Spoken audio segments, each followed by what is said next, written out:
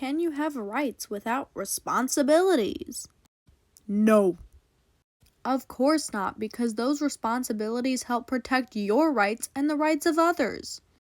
The rights you are given by the Constitution also come loaded with a bunch of responsibilities that protect your rights and the rights of others so that society runs smoothly. Even if you don't like someone, that doesn't give you the right to infringe on their rights, because your responsibility is to respect their rights. According to the University of Baltimore, constitutional rights must be asserted both offensively and defensively, either by your legal staff or by your fists.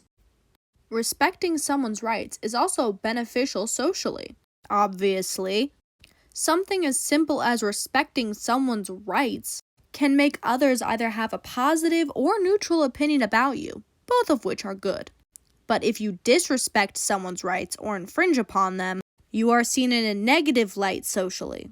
This can cause others to feel distressed around you, and can often hurt chances of you moving up in the world due to your reputation. Disrespectful behavior can cause negative feelings in those who are being disrespected.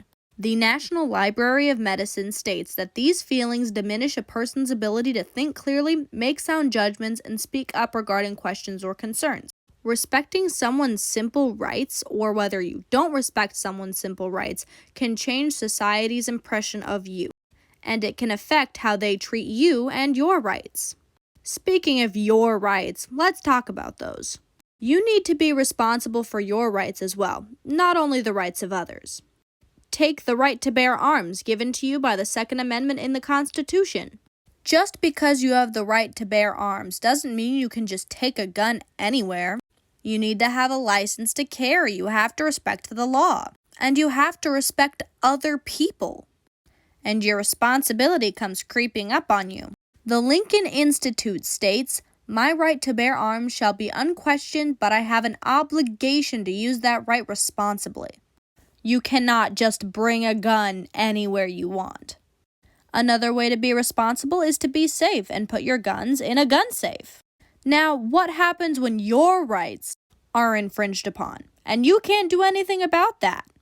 This happened in 2020 during the Black Lives Matter protests. The New York Times states, "For many long weeks last summer, protesters in American cities faced off against their own police forces in what proved to be, for major law enforcement agencies across the country, a startling display of violence and disarray.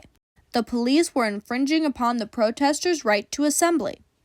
However, there are consequences to this, either legal consequences or social consequences, as we mentioned earlier. In conclusion, yes, you have your rights, but you also have your responsibilities to go along with them, or else you will become in trouble with the law, your peers, and not have your rights respected in the same way. Thank you. This was created by Ava Schilling.